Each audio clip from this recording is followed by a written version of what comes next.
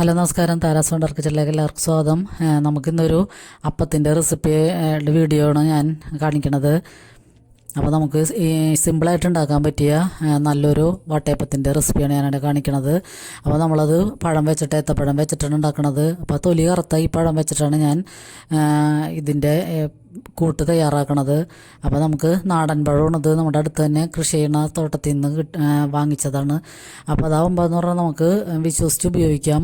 തൊലി കറുത്ത് പോയാലും ജൈവവളമൊക്കെ ഉപയോഗിച്ച് കൃഷി ചെയ്യുന്ന കാരണം നമുക്ക് വേറെ കെമിക്കലിൻ്റെ ഒന്നും പ്രശ്നം വരുന്നില്ല.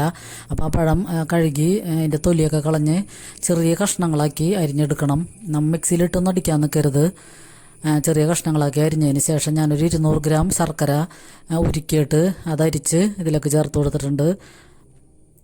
പിന്നെ നമുക്ക് ആവശ്യത്തിന് അരിപ്പൊടി ചേർത്ത് കൊടുക്കണം. അപ്പോൾ നമ്മുടെ പാകത്തിൻ്റെ ഇതനുസരിച്ച് മധുരമൊക്കെ നോക്കിയിട്ട് അതിനനുസരിച്ച് അരിപ്പൊടി ചേർത്ത് കൊടുക്കാം. പിന്നെ ഞാൻ ഇതിലേക്ക് ചുക്കും ജീരകവും ഏലക്കായും പൊടിച്ച കുറച്ച് പൊടിയും കൂടി ചേർത്ത് കൊടുത്തിട്ട് നമ്മൾക്ക് പാകത്തിനുള്ള വെള്ളവും കൂടി ചേർത്ത് നന്നായിട്ട് കൈ കൊണ്ട് തന്നെ നന്നായിട്ട് മിക്സ് ചെയ്യണം.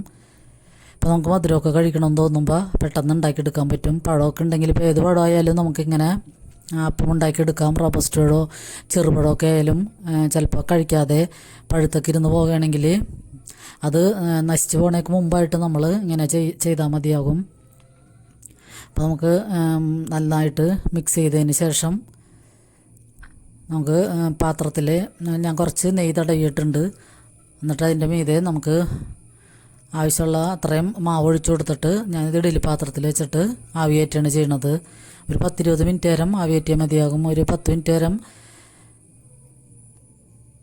ഹൈ ഫ്ലെയിമിലും പിന്നെ ലോ ഫ്ലെയിമിലും ഇട്ടിട്ട് നമുക്ക് ആവിയേറ്റെടുക്കാം. അപ്പോൾ അതേ നമ്മുടെ അപ്പം ഇവിടെ റെഡിയാണ്. ഇത് പൊങ്ങാനൊന്നും വയ്ക്കേണ്ട ആവശ്യമില്ല. നമ്മൾ മാവ് മിക്സ് ചെയ്തതിന് ശേഷം ഉടനെ തന്നെ ചുട്ടെടുക്കാം. അപ്പോൾ നല്ല മധുരമൊക്കെ ഉള്ള പഴമായ കാരണം നല്ല ടേസ്റ്റായിരുന്നു ഈ അപ്പത്തിന്.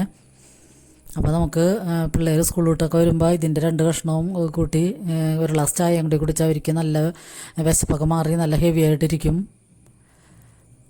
അപ്പോൾ എല്ലാവരും ഇതൊന്ന് ട്രൈ ചെയ്ത് നോക്കിയിട്ട് ഫീഡ്ബാക്ക് അറിയിക്കണം. അപ്പോൾ നമ്മൾ പലതരം അപ്പങ്ങളൊക്കെ ഉണ്ടാക്കാറുണ്ട്. ചക്കയുടെയും അങ്ങനെയുള്ള പായസമൊക്കെ വയ്ക്കാറുണ്ട് ഈ പഴം വെച്ചിട്ട്. അപ്പോൾ ഇങ്ങനെ ഒരു അപ്പം ഉണ്ടാക്കിയിട്ടുണ്ടെങ്കിലും നല്ല അടിപൊളിയാണ്. അപ്പോൾ നമുക്ക് ബാക്കി വന്നാൽ പിറ്റേ ദിവസം ഒന്നും കൂടി എടുത്ത് ആവി കയറ്റിയാൽ മതിയാകും. അപ്പോഴായാലും നല്ല നമുക്ക് ഫ്രഷായിട്ട് കഴിക്കാൻ പറ്റും. അപ്പോൾ ഇത് കണ്ടുകൊണ്ടിരിക്കുമ്പോൾ തന്നെ എല്ലാവരും ഒന്ന് ലൈക്ക് ചെയ്യാൻ മറക്കരുത്. അപ്പോൾ എല്ലാവർക്കും ഒരുപാട് നന്ദി.